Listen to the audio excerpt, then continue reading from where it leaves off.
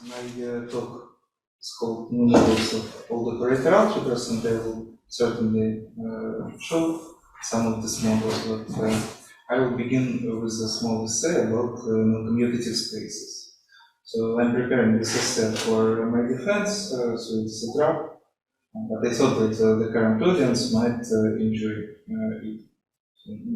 Generally, I would actually enjoy it more essays. Mathematical course. So we just started. That's right. I have observed certain skepticism towards theory of noncommutative spaces. Here, in particular, theory of Alexey. So I will not take the role of defender of this theory. I will claim that it is unnecessary to defend this theory. As it is unnecessary to defend, for example, artistic value of the picture on the cover of his book. Although somebody might claim that there exists much better abstract art. So such naughtiness of mine is motivated not only by the unwillingness to be a fanboy of a particular theory, for example, Cuntz theory, but also because of my negative experience with such an overly defended theory as Lars Hermander's theory of differential operators. Real differential operators of Swedish mathematicians. Dogmatism of this theory does not allow specialists to go outside of canons written by their classic Hermander. As a consequence, for example, absence of definition of metacalculus. For example, maybe of course I don't know about metacalculus because they sometimes like to hide the results in the libraries. But I really haven't found such. Alexey's theory of noncommutative spaces can and needs to be expanded. Not just in examples about which I will talk, but also in how we think about fundamental notions of this theory. I think you cannot just say, I don't believe him. Probably I understand why such phrases could appear. So if there truly exists some paradoxical logical loop, which you might be afraid of coming from this theory, then this loop will be inside of a discourse of ontological interpretation of mathematics, which is not concerned of mathematicians, it is a concern of physicists. So concerning the possibility of critique of fundamental concepts of the theory, I think there are really no such in some sense. The theory is not pre-axiomatized. Thus, operating inside of it does not require fixation of a certain framework, analogous to a book of laws, sets of axioms or something like that. The idea of noncommutative space is based on, of course, sociocultural associations with the word space. And of course, in European scientific tradition, this word was completely swallowed by René Descartes, as it seems to be. However, if you're curious about some other traditions of looking at the word space, for example, in Russian culture, I might advise you a book of Alexander Dugin called Radical Subject and its Double. There he writes about new metaphysics in the situation of postmodernity in current Russia. But also along the lines gives a beautiful description of space in the mind of probably the author, but still. Also, one interesting observation which I wanted to show you, you might consider it trivial, but I think it's interesting how space is written in Japanese. So that I will write. So of course, Japanese language has different scripts, and let's see, the modern one, although maybe it's incorrect to say so, is hiragana, and space is written as follows in hiragana.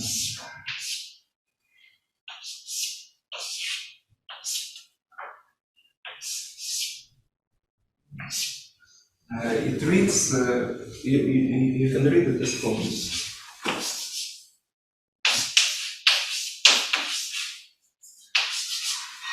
Supesu.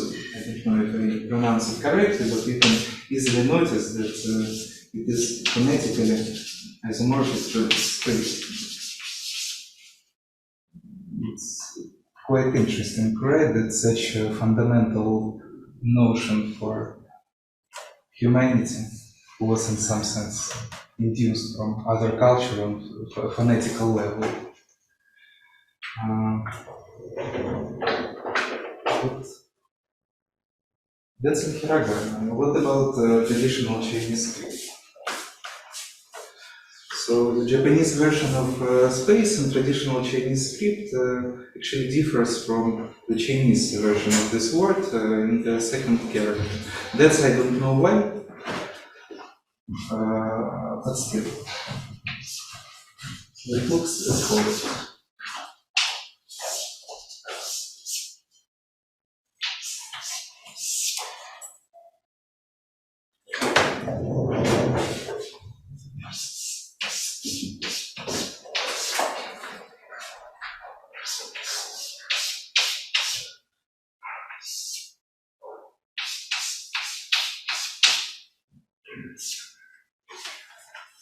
That's also space. Moreover, if you translate it character by character, you will get the following.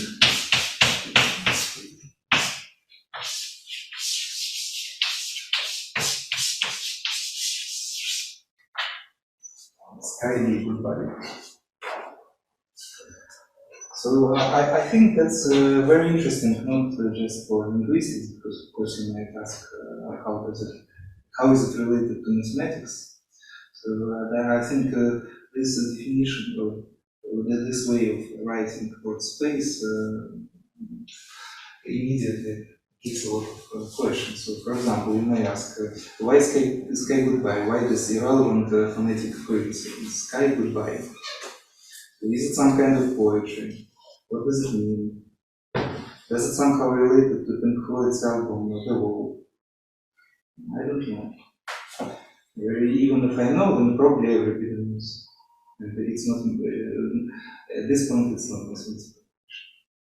At least what it gives us is that I can visualize sky goodbye much better than I can visualize word space. In Russian it sounds maybe a little bit less poetic, but softer, and небо пока. Okay, so thus I would say that sky goodbye can be considered as an axiom of generalized theory of Alan. Let's say the only axiom. So, what would you think about non-commutative sky goodbye? I think it would produce completely different associations and lead to completely different ways.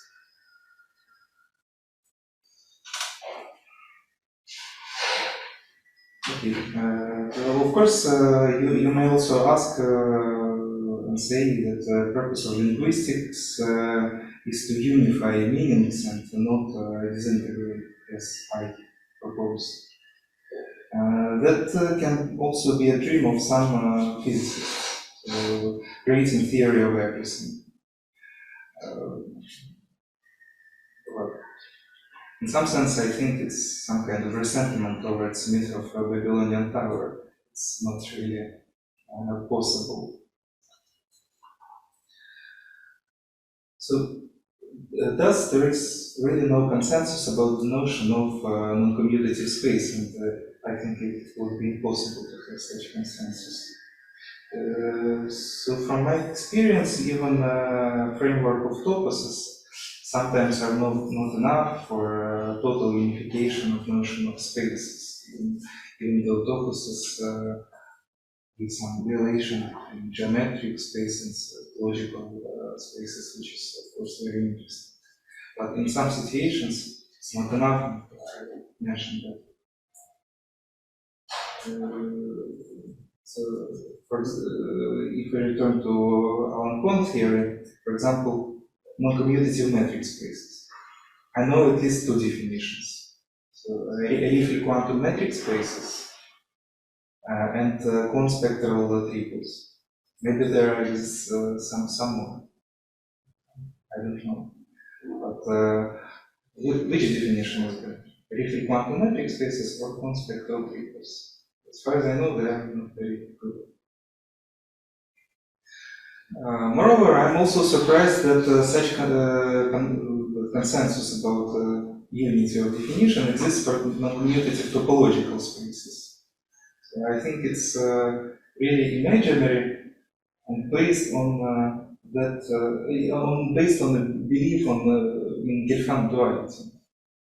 Unfortunately, Gelfand duality is not the ideal metaphor for representation of all effects that are happening with noncommutative topological spaces. Okay, what are my complaints here? For example, I cannot see a well-developed noncommutative algebraic topology. So in classical algebraic topology, there is a whole science which, for example, just computes homotopic groups of spheres.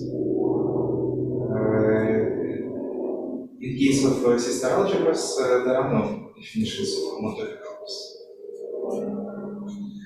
Although, of course, there exists developed key theory, which is in some sense part of algebraic topology. Problem of that, there is no such science I see in the undeveloped notion of noncommutative spectrum, which on the level of commutative objects should not be reduced to Gelfand spectrum as it is natural to assume. If you assume that, then if we return to framework of toposes, problem appears there. So toposes appears to be not big enough to generalize something which functions as Gelfand spectrum in a commutative case.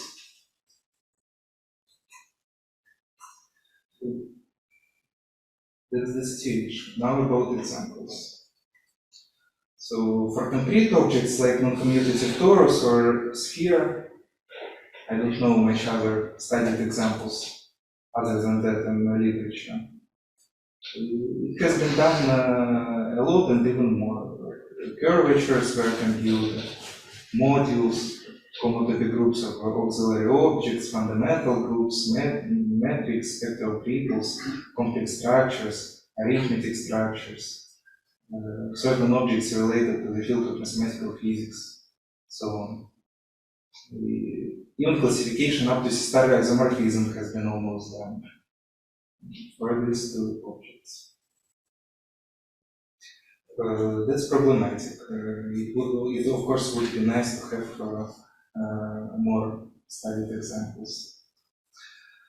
So because of that, what I wanted to talk about on this session are several speculations. So first speculation is potential source of infinite amount of physically motivated examples, which is probably nice. And this source is at the same time wide enough so that people do not think that it is an abstract nonsense. So this source of spaces is non-commutative spaces is encoded by solutions of the Young-Baxter equation. And for Young-Baxter equation, solutions, well, they are not classified, but for example, those which appear from formal quantizations of symplectic form has been classified recently in work of Zilmanov, Stolin, Maximov, and Rashid. still, this class of spaces appearing from Yang-Baxter equation, I mean, even though you think that quantization of symplectic form is a small source, but still this class is big enough to contain a multitude of different KK unequivalent classes. Not even talking about C-star unequivalent. So with respect to C-star equivalence, the problem of classification would be, I think, completely impossible for now. So going back to physical motivation, Yang-Baxter equation, formal quantization, K-theory, wouldn't that be enough to construct a new phenomena in physical narrative? If I, for example, were a physicist, I would try to develop a universe from each of such noncommutative manifolds. And each of this manifold would have its own physical laws, and then these different universes would be proposed as a standard model in such a way adapting the work of experimentalists who might somehow claim that they proved canonicity and uniqueness of forces, energies, and fields which rule our universe. So concerning this class, if I now talk about my more about mathematics, I'm currently mostly interested in homeomorphism class of these noncommutative spaces. So not in metrics, not in other things, but just homeomorphism class for PK equivalence. Among homeomorphism classes of these noncommutative spaces are a lot of examples which are already widely known. There are also a lot of examples which are haven't yet been studied. So I've been thinking, what does it mean that we have found some algebras which isomorphic to already well known one? Well, of course, it doesn't mean that we have discovered some new algebras, but it might mean even something more actually. Because if we have found if we have found some description, even algebraic, not linguistic, of an object which is already well known, it's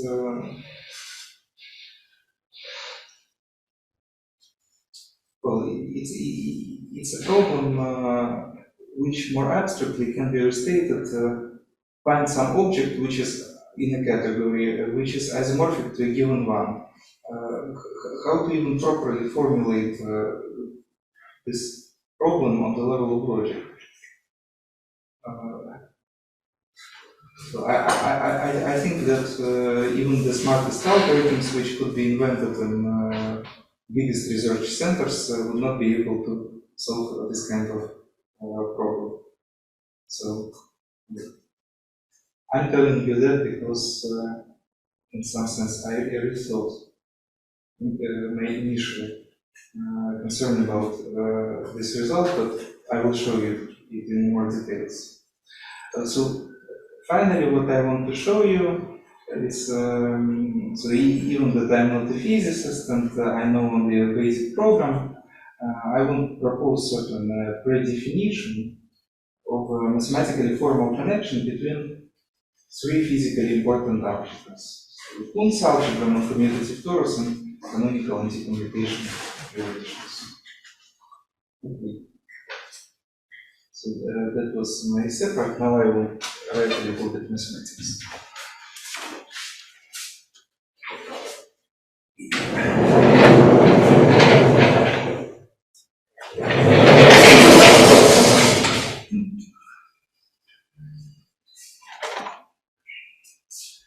So definition of this class.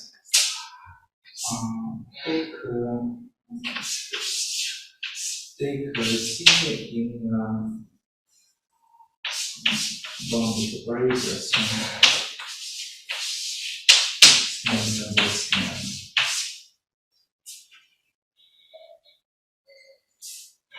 define the following star algebra.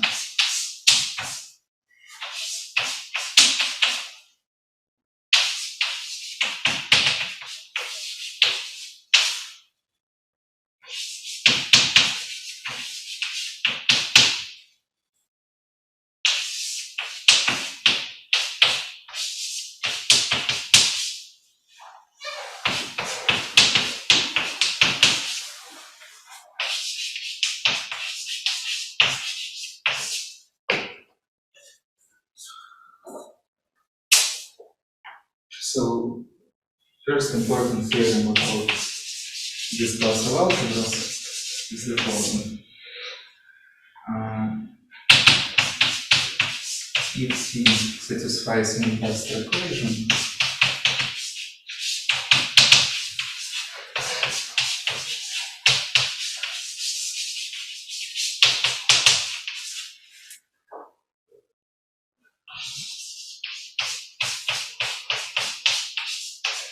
the form of T is less than or equal to 1,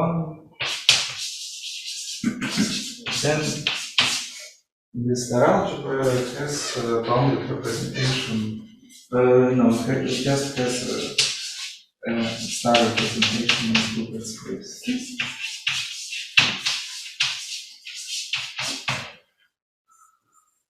If it has star representation, then we can investigate it with functional analysis. But for C-star algebras, we also need boundedness. So with boundedness, the following story. If norm of the operator is strictly less than 1, then there is bounded representation.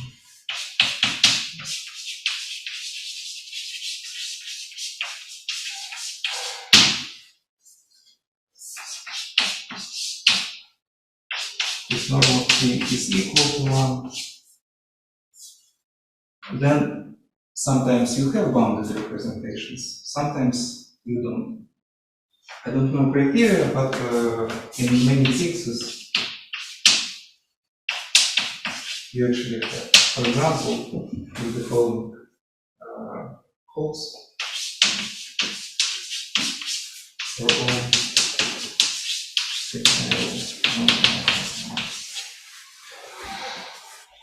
okay, so that's the setting. Yes, so this representation, it's not just some arbitrary representation which they constructed. This representation, which I'm talking about, is called Fock representation, which can be thought as a left regular representation on Fock representation, left regular representation.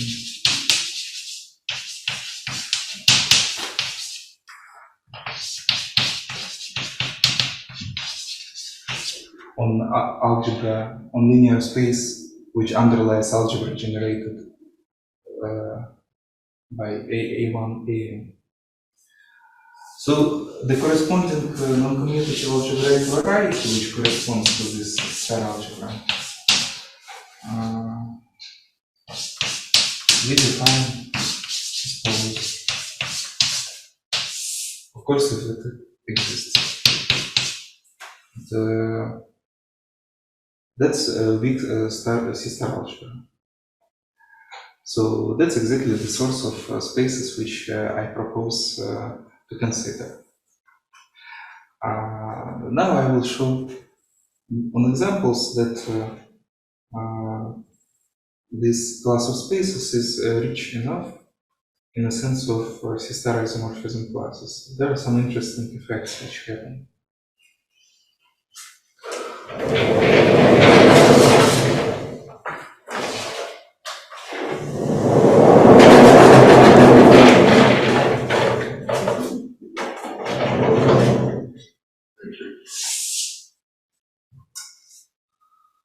So, first of all, there was a conjecture, and still is,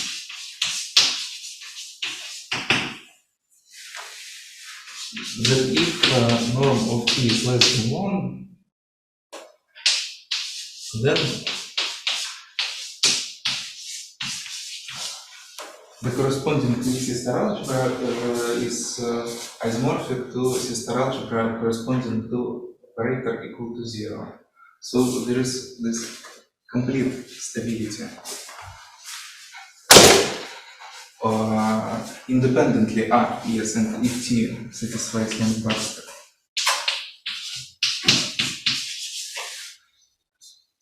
So of course it's quite interesting effect. So this conjecture was proved for certain cases. Let me give examples. So first case, algebra of Q isometries. Yeah, and let me notice that this is isomorphic to Kuntz algebra. W0 is isomorphic to Kuntz algebra. So this thing was proved that by cascading for the case less than 1.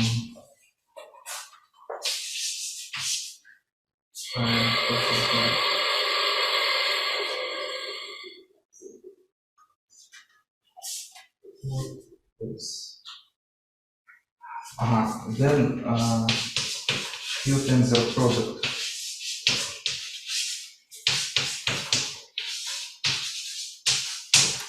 of two Kuntz algebra is isomorphic to Kuntz algebra on n plus n generators, also for Q less than 1.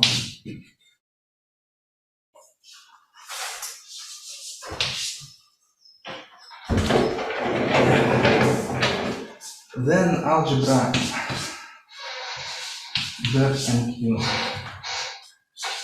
also isomorphic to Kuntz algebra.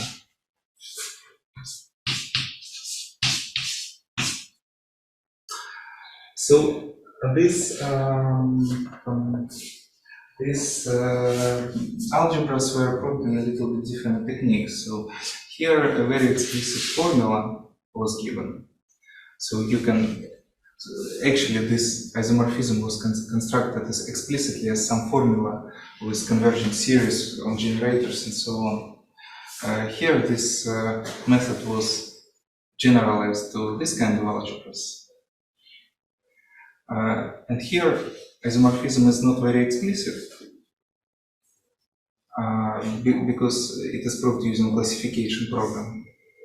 But however, I claim that it can be quite easily, probably, generalized to the full conjecture. So in some sense, you can think that case of strictly contractive Baxter operator is almost completely solved. And interesting thing, yes, before I will go to the boundary case, let me also notice one more thing that it seems that it can be easily proved that but infinity here is isomorphic to O infinity. Which is nice because O infinity is algebra which is very used in classification. It's important for defining something like more strict notion of purely infiniteness. So in some sense you get a lot of different models for infinity. I wonder if it can be somehow useful. Now, what about the boundary case?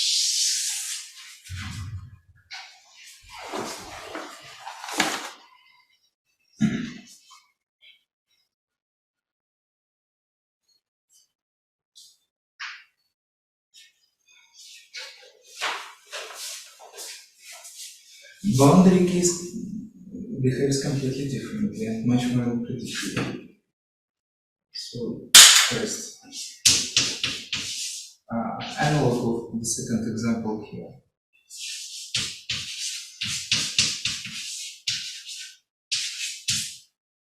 It appears that for Q equal 1, it is isomorphic now to the tensor product.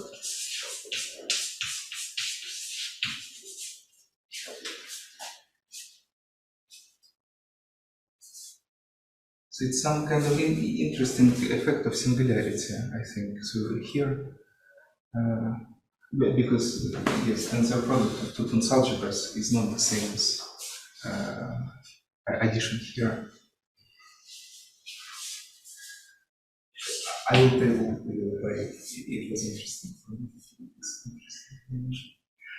Second, QIJ CCR.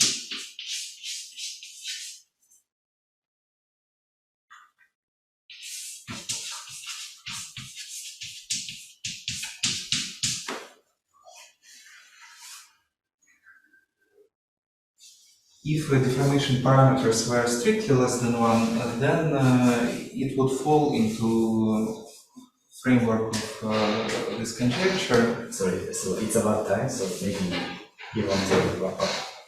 If I can 7 more minutes. Oh, no. Am I allowed? No. No. No. Well, take one more. Okay, then I will just finish this thought. And I will go.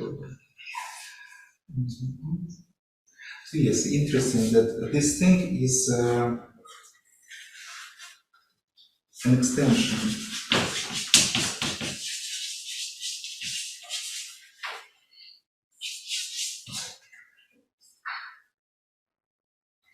of some of, let's say, set of noncommutative tori.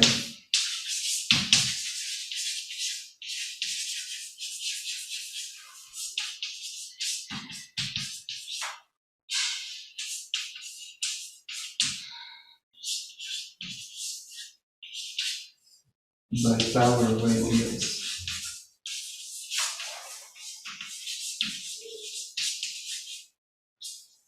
In case n equals 2,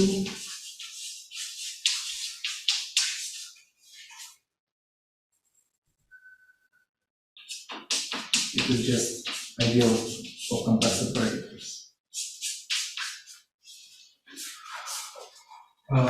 Okay, then let me just finish everything else I have. It's one page, just in words. One more now. So third example which I wanted to consider is theta deformed canonical anti-commutation relations. This algebra appears to be a field of noncommutative tori tensored with some Clifford algebras. So in these three examples, you can see that we have three algebras, as I announced: noncommutative tori, canonical anti-commutation relations, and